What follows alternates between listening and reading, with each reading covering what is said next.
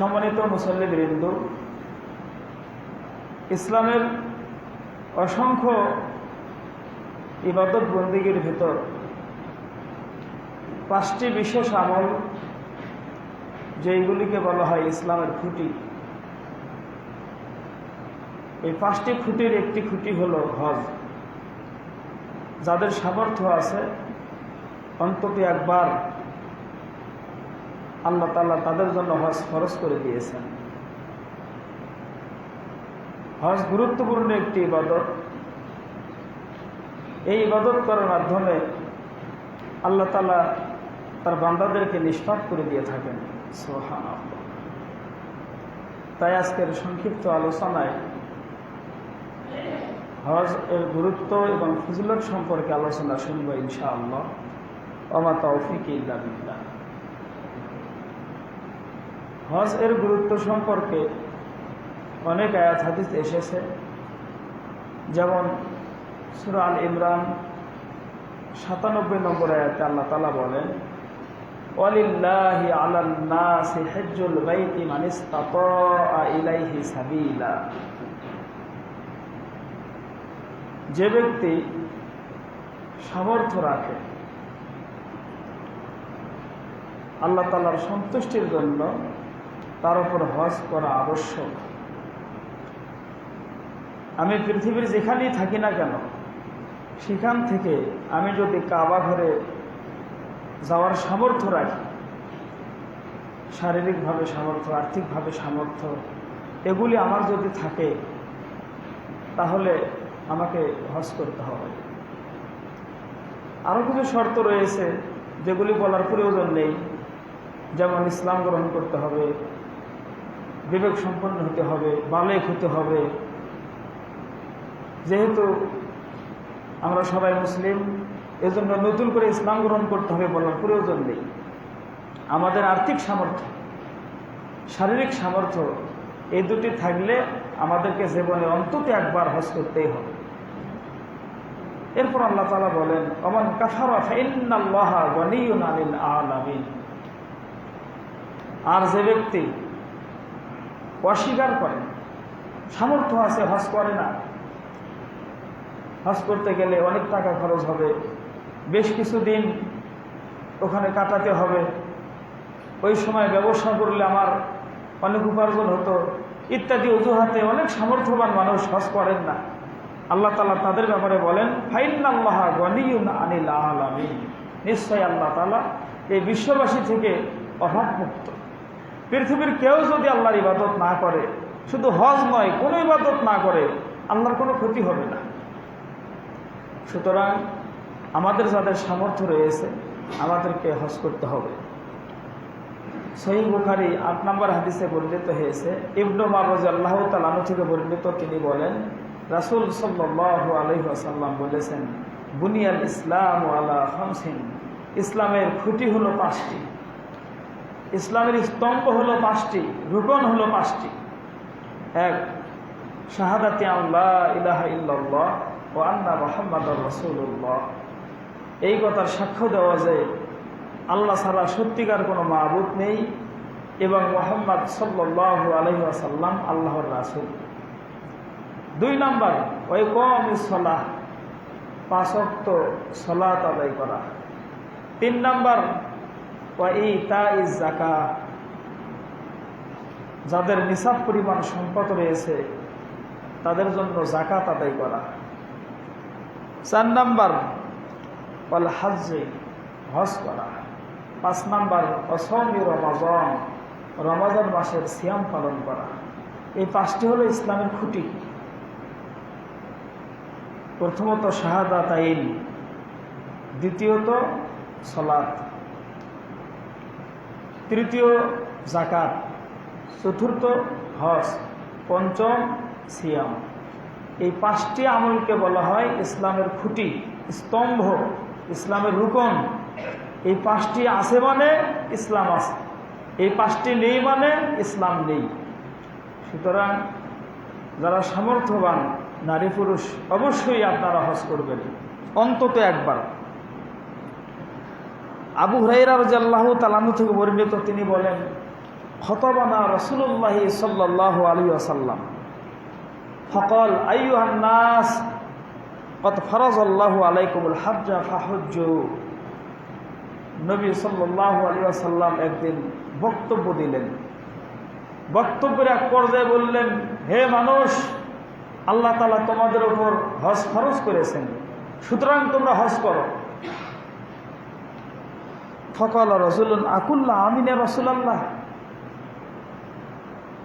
এক লোক দাঁড়িয়ে বললেন, হে আল্লাহ রাসূল সাল্লাল্লাহু আলাইহি ওয়াসাল্লাম, হজ কি প্রত্যেক বছর করতে হবে? ফাসাকাতা, তখন তিনি চুপ করে থাকলেন, কোনো জবাব দিলেন না। হাত্তা ক্বালাহা সালাসান, লোকটি তিনবার একই কথা বললেন, হজ কি প্রতি বছর করতে হবে? আল্লাহ রাসূল সাল্লাল্লাহু আলাইহি ওয়াসাল্লাম এবার বললেন, লাউ কুলতু নাম লা ওয়াজাবাত, আমি যদি হ্যাঁ বলতাম তাহলে প্রত্যেক বছর হজ করা ফরজ হয়ে যেত। ওয়ালামাস্তাতাতুম, তোমরা তখন প্রত্যেক বছর হজ করতে সক্ষম হতে না। তো অনেক বড় হাদিস। এই হাদিস থেকে আমরা বুঝলাম যে হজ আমাদের জন্য ফরজ ইবাদত এবং যাদের সামর্থ্য আছে একবার তাদের হজ করতেই হবে। এই হাদিসটি সহিহ মুসলিম 3148 নম্বর হাদিস। একই রকম হাদিস আবু দাউদ 1721 নম্বর হাদিসে বর্ণিত হয়েছে।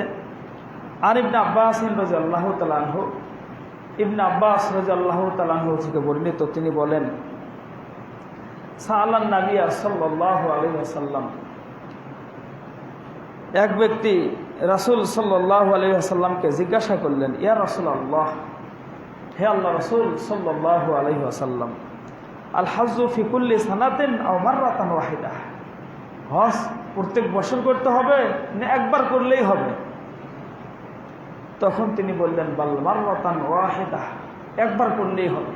হজ জীবনে একবার ফরজ, একবার করতেই হবে।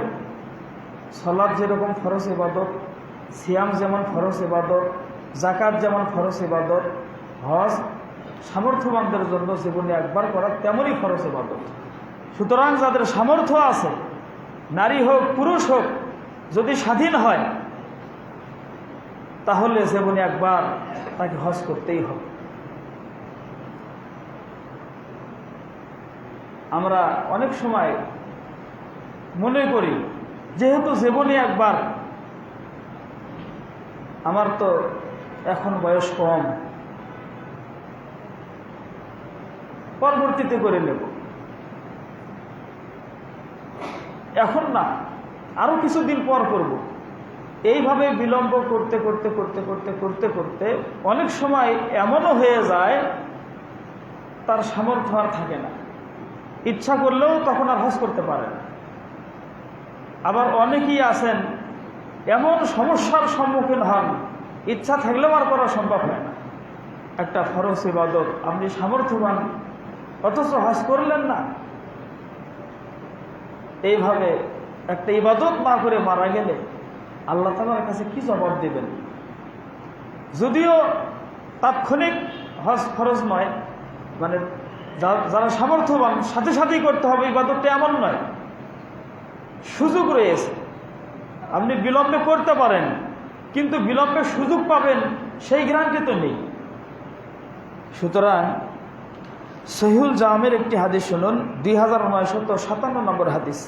ইবনে আব্বাস রাদিয়াল্লাহু তাআলা আনহু থেকে বর্ণিত, তিনি বলেন, রাসূল সাল্লাল্লাহু আলাইহি ওয়াসাল্লাম বলেছেন, তাআজ্জালু ইলাল হাজ্জি ইয়ানি আল ফরিযা ফাইন্না আহাদাকুম লা ইয়াদরি মা ইয়ারুযু লাহু।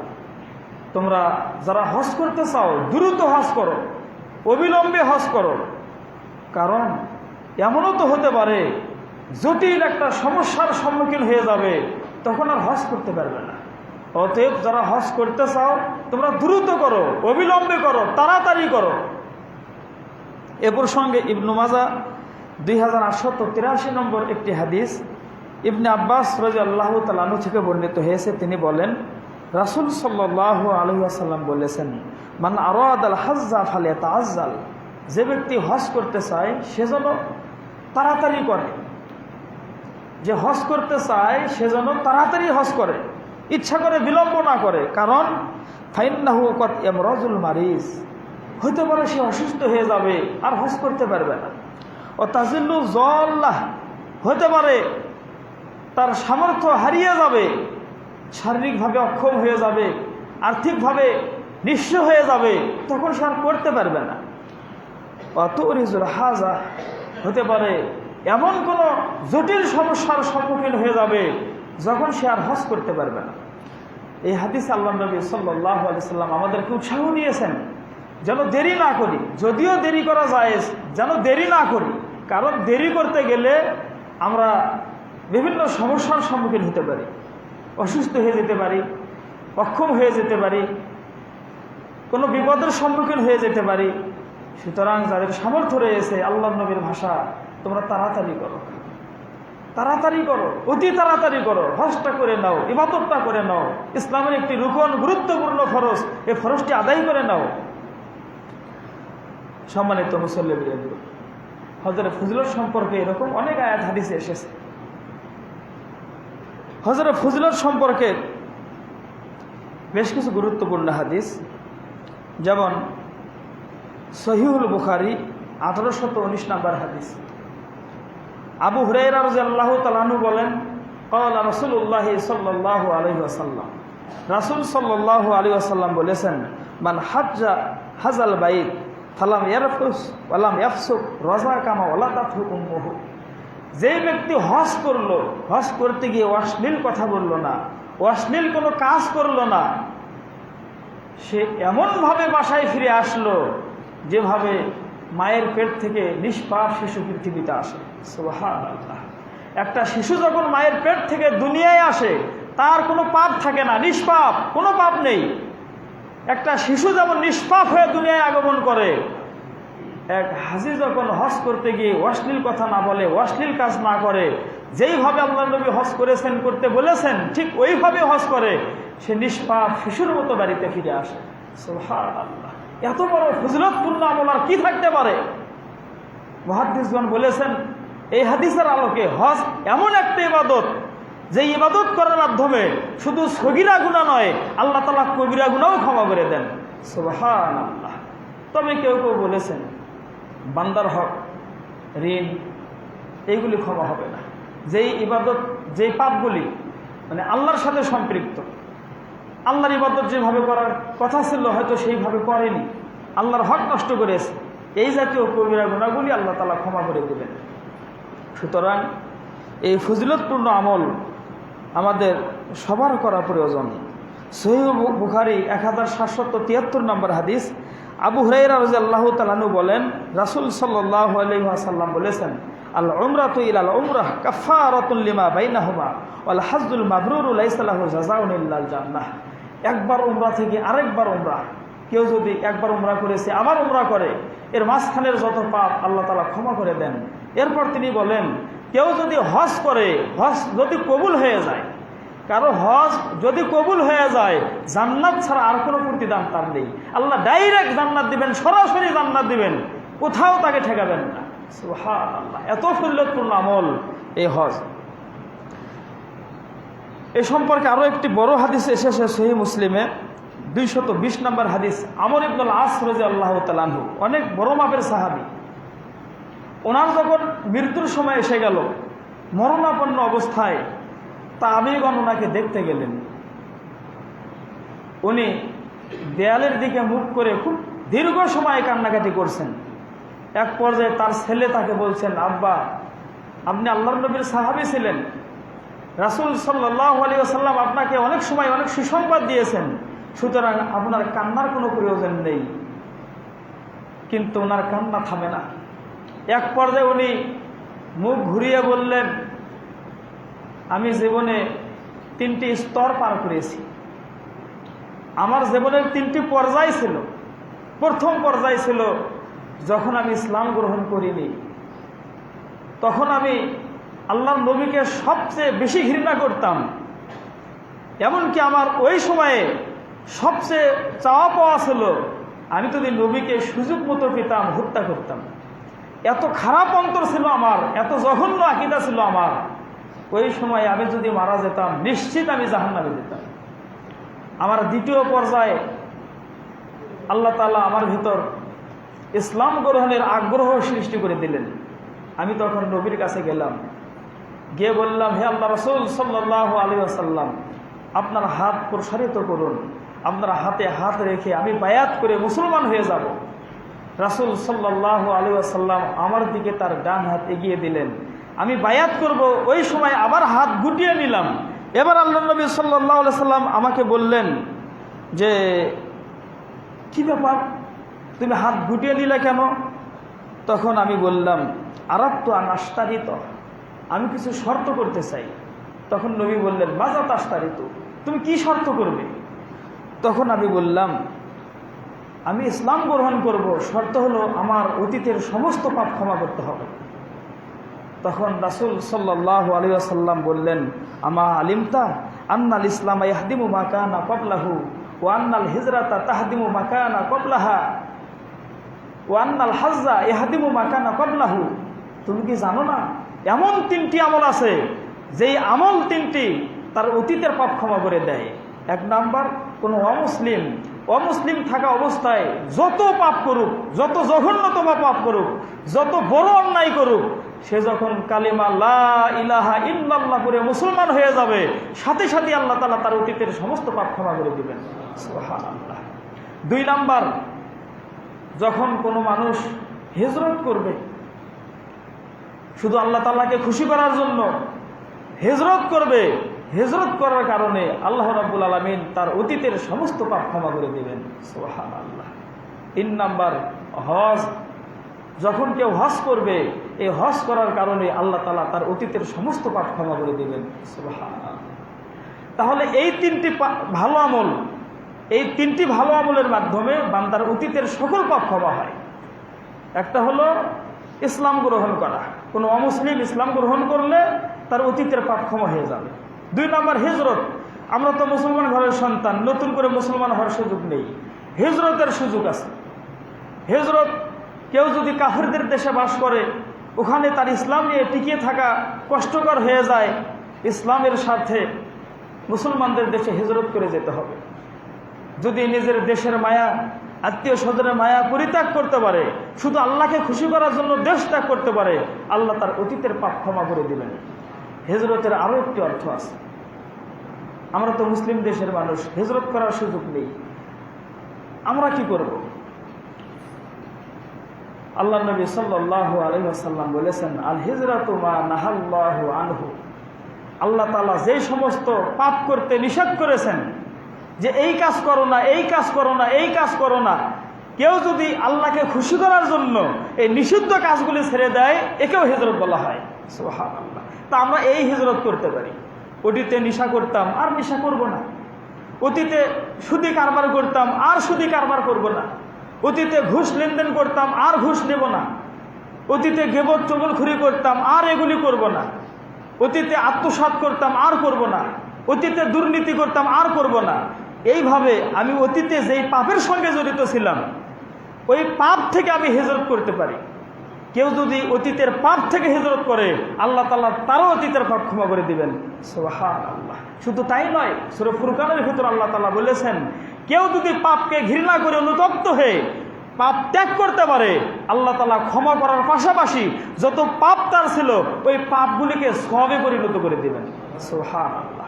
অতএব আমরা যারা বিভিন্ন ধরনের পাপের সঙ্গে জড়িত, আসুন পাপকে ঘৃণা করি, লজ্জিত হই, আল্লাহর পথে ফিরে আসি, তওবা করি, আল্লাহ তাআলা ক্ষমা করবেন, অনেক মর্যাদা দিবেন ইনশাআল্লাহ।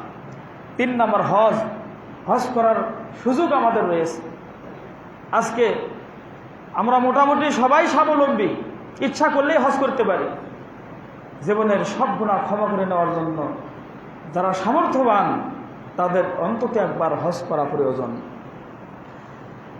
হজ এবং উমরাহ, কেউ কেউ বলেছেন উমরাও ফরজ, কেউ কেউ বলেছেন উমরা করাও ফরজ। 2 ধরনের মত পাওয়া যায়। কেউ বলছেন ফরজ নয়, কেউ বলেছেন ফরজ, কিন্তু হজ ফরজ। ফজিলত দুটারই অনেক। আব্দুল্লাহ ইবনে মাসউদ রাদিয়াল্লাহু তাআলা আনহু থেকে বর্ণিত, তিনি বলেন, ক্বালা রাসূলুল্লাহ সাল্লাল্লাহু আলাইহি ওয়াসাল্লাম, রাসূল সাল্লাল্লাহু আলাইহি ওয়াসাল্লাম বলেছেন, তাবিউ বাইনাল হজ্জি ওয়াল উমরাহ, ফাইন্নাহুমা ইয়ানফিয়ানিল ফাকরা ওয়াজ যুনুবা কামা ইয়ানফিল কিরু খাবাসাল হাদিদি ওয়াজ যাহাবি ওয়াল ফিজ্জা ওয়া লাইসা লিল হাজ্জাতিল মাবরুরা সাওয়াবুন ইল্লাল জান্নাহ। তিরমিজি 810 নম্বর হাদিস। আব্দুল্লাহ ইবনে মাসউদ রাদিয়াল্লাহু তাআলা আনহু বলেন, রাসূল সাল্লাল্লাহু আলাইহি ওয়াসাল্লাম বলেছেন, তোমরা হজ এবং উমরা পরপর করো। হজ করেছো, উমরা করো। হজ এবং উমরা তোমরা পরপর করো, একটার পর আরেকটা করো। কারণ ফাইন্নাহুমা ইয়ানফিয়ানিল ফাকরা ওয়াজ যুনুব, যে ব্যক্তি হজ এবং উমরা করে আল্লাহ রাব্বুল আলামিন তার পাপ ক্ষমা করেন এবং তার দরিদ্রতা দূর করেন। সুবহানাল্লাহ।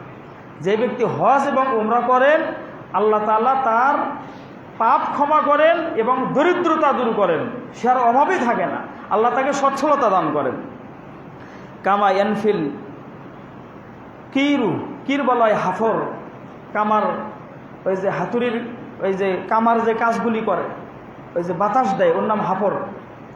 তা কামারের হাফর যেভাবে লোহা, স্বর্ণ এবং রূপার মরিচা দূর করে, ঠিক ওইভাবে হজ এবং উমরা মানুষের পাপ ও দরিদ্রতা দূর করে দেয়। সুবহানাল্লাহ। হজের ফজিলত সম্পর্কে সহিহ বুখারীতে 1861 নম্বর হাদিস। আয়েশা রাদিয়াল্লাহু তাআলা আনহা উনি একবার আল্লাহর নবীকে বললেন, আলা নাকজু ওয়া নুজাহিদু মাআকুম, হে আল্লাহর রাসূল সাল্লাল্লাহু আলাইহি ওয়াসাল্লাম, আমরা কি আপনার সঙ্গে যুদ্ধ করব না, জিহাদ করব না? জিহাদ তো অনেক ফজিলতপূর্ণ আমল, জিহাদ অনেক ফজিলতপূর্ণ আমল। কেউ যদি আল্লাহর রাস্তায় জিহাদ করে শাহাদাত বরণ করেন, মরার সাথে সাথেই আল্লাহ তার রূহটাকে জান্নাতে নিয়ে যান। সুবহানাল্লাহ। সাধারণ মুমিন যারা, ওদের কবরের ভেতর জান্নাতের আলো বাতাস দেওয়া হয়, জান্নাতি পোশাক পরে দেওয়া হয়, এই মুমিনটা ঘুমিয়ে থাকে, কিয়ামত পর্যন্ত ঘুমিয়ে থাকে। ইসরাফিল আলাইহিস সালাম যখন সিংগায় ফু দিবেন, তখন সে চোখ মুছবে আর বলবে আমার কাঁচা ঘুমকে ভেঙে দিল। সে ঘুমিয়ে থাকবে, কিছুই বুঝবে না। কিন্তু যে ব্যক্তি শহীদ হবে, সে কবরের ভেতর থাকবে না, আল্লাহ তাআলা তার রূহকে জান্নাতের ভেতর পাখির রূপ দিবেন, সে জান্নাতে উড়বে, জান্নাতের ফল খাবে। এত ফজিলত। জান্নাতের অনেক স্তর রয়েছে, সবচেয়ে বড় যে স্তর জান্নাতুল ফিরদাউস, এটা শহীদদের জন্য। সুবহানাল্লাহ। অনেক মর্যাদা আল্লাহ তাআলা শহীদদের জন্য রেখেছেন। সাহাবায়ে কেরাম এজন্য জীবনের মায়া করতেন না, পরিবারের মায়া করতেন না। যখন জিহাদের ডাক আসত, স্ত্রী, সন্তান, জায়গা জমি, বাড়ি ঘর, নিজের জানমাল সবকিছুর মায়া ত্যাগ করে জিহাদের ময়দানে হাজির হতো। আল্লাহর নবীর সঙ্গে জিহাদ করতে গিয়ে কেউ যদি শহীদ হয়ে যেত, তার আত্মীয় স্বজন কেউ মন খারাপ করতো না। কোনো স্ত্রী বলতো না যে আমার স্বামী মারা গেল, কিভাবে চলবো, কি হবে, আফসোস করতো না। ওরা খুশি হতো যে আমার স্বামী জান্নাতি, মা খুশি হতো আমার ছেলে জান্নাতি, ভাই খুশি হতো আমার ছেলে জান্নাতি। সুতরাং ওই সময়ে জিহাদি একটা জজবা মুসলমানদের ভেতরে ছিল। জিহাদের নাম শুনলে জান্নাতের আশায় সবকিছু ছেড়ে তারা জিহাদের ময়দানে ছুটে যেত। ওই প্রেক্ষাপটে আয়েশা রাদিয়াল্লাহু তাআলা আনহা বললেন, হে আল্লাহ রাসূল সাল্লাল্লাহু আলাইহি ওয়াসাল্লাম, জিহাদের এত মর্যাদা, এত ফজিলত, তা আমরা মহিলারা কি জিহাদ করব না? আমরা কি আপনাদের সঙ্গে জিহাদে যাব না? তখন রাসূল সাল্লাল্লাহু আলাইহি ওয়াসাল্লাম বললেন যে লাকুন্না আহসানুল জিহাদি ওয়া আজমালুহু আল হাজ্জু হাজ্জুল মাবরুর, তোমাদের জন্য শ্রেষ্ঠ এবং উত্তম জিহাদ হলো হজ করা। সুবহানাল্লাহ। তোমাদের জন্য শ্রেষ্ঠ জিহাদ হলো হজ করা। আরেক হাদিসে এসেছে, তিনি বলেছেন তোমাদের জন্য জিহাদ রয়েছে কিন্তু সেখানে মারামারি নেই, তাহলে হজ। মেয়েরা যদি হজ করে, জিহাদ করার ফজিলত আল্লাহ তাদের দিয়ে দিবেন। সুবহানাল্লাহ। সুতরাং যে সমস্ত মা বোনের সামর্থ্য রয়েছে, আপনারা হজ করবেন। যারা হজ করে আল্লাহ তাদের কত ভালোবাসেন। আরেকটি হাদিস শুনুন। হাদিসটি মিশকাতুল মাসাবি 2537 নম্বর হাদিস। আবু হুরায়রা রাদিয়াল্লাহু তাআলা আনহু থেকে বর্ণিত, তিনি বলেন রাসূল সাল্লাল্লাহু আলাইহি ওয়াসাল্লাম বলেছেন, ওয়াফদুল্লাহি সালাসা, পৃথিবীতে 3 ধরনের মানুষ আছে যারা আল্লাহর মেহমান। সুবহানাল্লাহ। আল্লাহর মেহমান তারা। 3 প্রকার মানুষকে আল্লাহ তাআলা মেহমান বলেছেন। তারা কারা? 1 নম্বর আল গাজী, যারা গাজী, জিহাদ করে ফিরে আসে। 2 ওয়াল হাজ, যারা হজ করতে যায়। 3 ওয়াল মুতামিরু, যারা উমরাকারী, যারা উমরা করে, যারা হজ করে, যারা জিহাদ করে। এই 3 শ্রেণীর মানুষকে আল্লাহ মেহমান বলেছেন, তারা সরাসরি আল্লাহর মেহমান। সুবহানাল্লাহ। সুতরাং এই গুরুত্বপূর্ণ একটি ইবাদত হজ। যাদের সামর্থ্য রয়েছে অবশ্যই আপনারা হজ করবেন। যাদের সামর্থ্য নেই আমরা তাদের জন্য দোয়া করি, আল্লাহ তাআলা তাদেরকেও সামর্থ্য দান করুন, সবাইকে হজ করার তৌফিক দান করুন। আল্লাহুম্মা আমিন।